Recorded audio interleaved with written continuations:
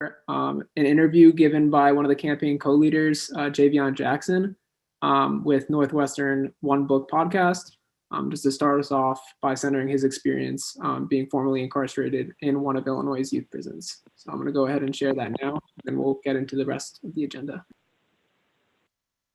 Javion Jackson is a 24-year-old juvenile justice advocate and one of the young people involved with the campaign. He said he spent about 2.5 years in youth facilities, including Harrisburg and St. Charles, starting at 17 after parole violations. Here's what he had to say about his experiences. I was really nervous. I was crying. I was scared. I had never, I was always with my mom. So it was like just being taken away, locked away in a room, and basically having people tell you what to do and stuff like that was kind of like very, very scary. I actually remember my very first night. I had asked the correction officer if I could make a call, and she was like, no, we don't have phone calls right now. And that was like a big shock for me. Because I had never been told no to like call home or something like that. That was just like a really, really scary, just waking up in a room with a roommate and just being like very, very nervous. The effects of youth incarceration are often hard to reverse and combat. Javion says that his experience was very traumatizing. I would say that the effects that being in a facility have on you is kind of something you never forget. I feel like any person always find yourself glancing back about the past, certain things that, certain habits you learn at jail because you're such a young age, you get used to doing things a certain way. But then you have to, when you're released, you have to kind of let those things go and try to find a different path to go on. According to Javion, the fact that prisons remove youth from their communities adds to the trauma. You never know what will affect someone once you remove them from everything that they know. When someone's taken up off the streets, that hurts. And it even hurts home because, that little brother or that little sister losing an older brother or sister is losing that connection and that bond. So, and I just think that also that affects the parents too, because now they have to, either take loans out to go see their kid or, make sure that their kid has what they need while locked up in a facility. Yeah, I want to thank Jay for those words, even though I don't think he could be here today with us. Yeah, and I think that's a great way to center our discussion on transformative justice practices and abolition. So we're the Final Five campaign. We're a coalition of formerly incarcerated youth and activists and advocates who are fighting for the closure of the 5 remaining Illinois youth prisons. Right now, specifically, we're calling for the immediate closure of IYC St. Charles, which operates as an intake facility and is in especially is in especially horrid condition. We're also calling for a stopping of the Lincoln Developmental Center plan, which is the building of a new youth prison in Central Illinois. Basically, over the last month, we had two big events in December. In coordination with Liberation Library and American Friends Services Committee. Both of these events went really well. I'm going to share a reflection from one of the organizers who was on the ground at the Loud Lit Up rally, which was a car caravan and digital rally. So basically both of the events went well. I'm going to share a reflection from one of the organizers who were on the ground at the event. I'll also direct you to our social media where you can learn more about our plans to stop LDC and close St. Charles.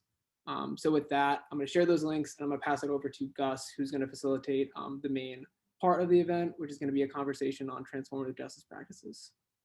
Thank you. All right, let me just share my screen. Full disclosure, the video that we're using is from the Barnard Center for Research on Women. It's a really great video.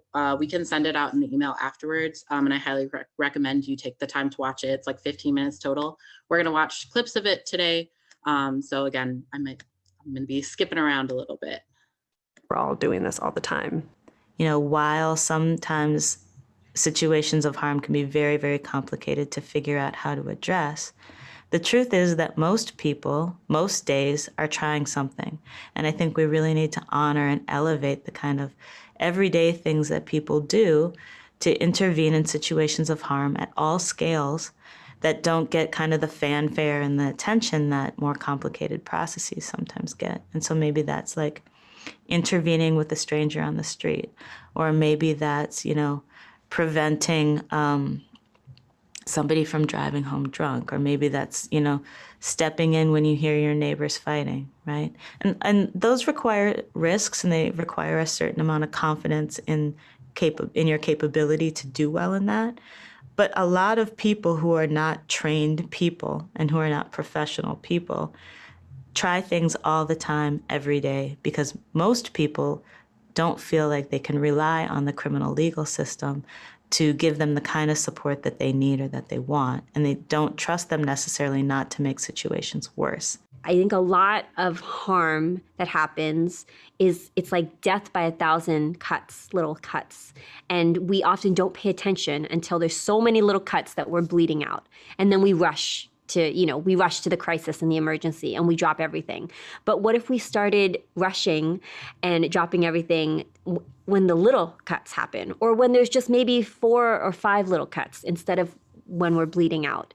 I think about that when I think about responding to violence and harm without creating more violence and harm, because I think a lot of that to me speaks to how do we operate in a more long-term understanding of violence, a more generational understanding of violence, so that, that we move past just the immediacy of a feeling of revenge, or that we need to get back at somebody, for example, or a feeling of hopelessness, to actually say, this is an opportunity that I can respond to this. I can either respond to it with more violence and harm, right, and escalate it, or I can take this opportunity to figure out, how do I de-escalate this, and what would that look like?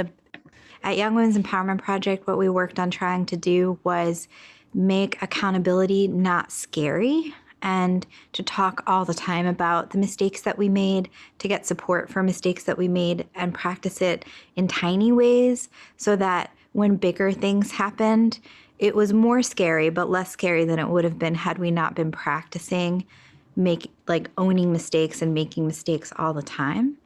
I think the more we have practice at experiences of accountability on the smaller scale that are safe, where we know we can admit things, then the better the chance is that we'll be able to step into something when we've done something really wrong. Okay, this is something that I love to talk about.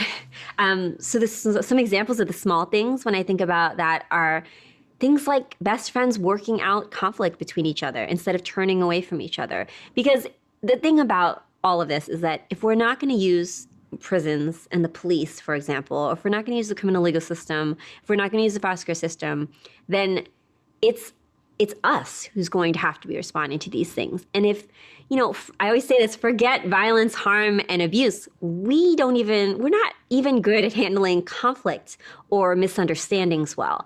And so I feel like if we can start there, rather than leapfrogging that and then being like, why don't these responses to these big things work? And so when I talk about the small things, I mean a lot of times in our political work, really great work falls apart, not because of outside forces. Many times they do fall apart because of outside forces, but also they fall apart oftentimes because of the internal dynamics, because people don't know how to handle basic conflict, or because something that started off at a very low scale, if we think about violence on a scale of 1 to 10, 10 being the worst and most severe, things that started off as a 1 or a 2 escalate into a 7 or an 8. And you're like, how did this happen? Or a 5 and a 6. So when I think about small things, I think about that, people who, again, are tending to the little cuts. So friends who are able to work out conflict, when you're able to have generative conflict with maybe your partner, for example, people who are making forming and building and cultivating quality relationships with their neighbors, or able to work out conflict with their neighbors in ways that actually deepen that relationship. All of those types of little things to me, people who are investing with each other and in their skill sets and building their capacities. To me, these are all part of the things that not only are small, they may not even be harm yet, but they're small forms of maybe conflict maybe. But also, I think that they are often like you said, the building blocks and their training ground that we can practice a lot of these skills in. So I feel pretty optimistic. All right, so that's all we're going to watch for today. Yeah, just wanted to share some of those clips specifically speaking to this idea of like practicing transformative justice every day and or in like, you know, kind of the smaller ways, right? Obviously, a lot of times we think about, you know, sort of the large, big, unwieldy parts of the justice system or really intense forms of violence or conflict that happens between people. But right, that transformative justice and non-punitive responses to harm or conflict are things that many of us already practice in our personal relationships. I think we're going to split into breakout rooms and we're going to have like kind of a smaller group discussion. We have some like discussion questions and prompts based on the video.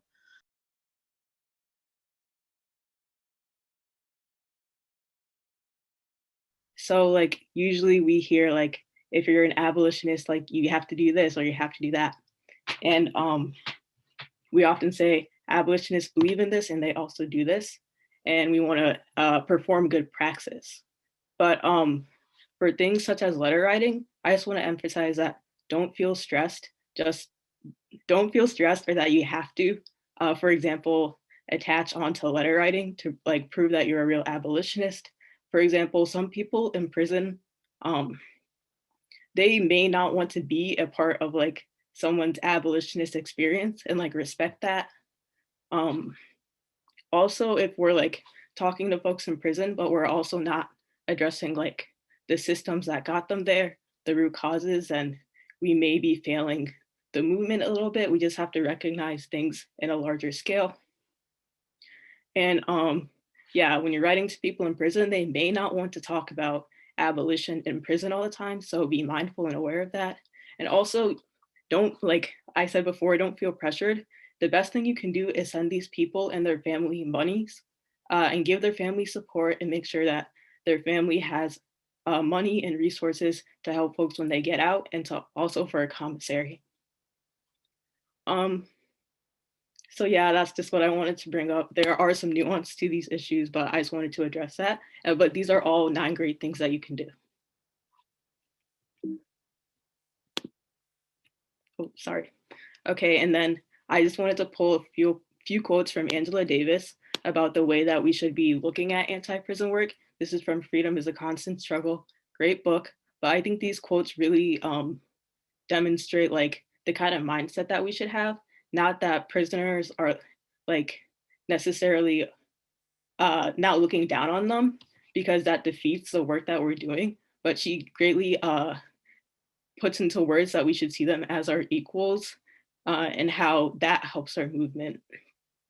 So I'm going to link this presentation. You guys can check out the quotes, but I really liked how she frames the way that we should be going about this work and developing egalitarian relations. And then you may have talked about this a little in your breakout room, but I wanted to reiterate ways that we can be practicing abolition in our everyday life. So like, for example, identifying punitive logics. For example, if you're in college, you may have a hotline to report people for partying, stuff like that. For example, in school, when you get in trouble, you may be punished by missing more school.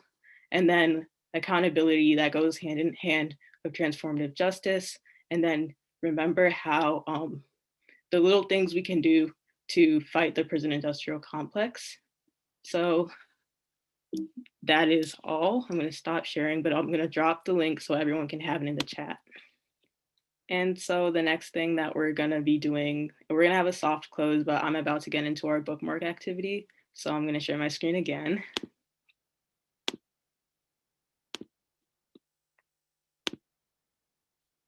And basically, if you have these materials, construction cardstock, printing paper, and coloring utensils, you can use them to make a bookmark that you can mail to Liberation Library and one that you can keep for yourself.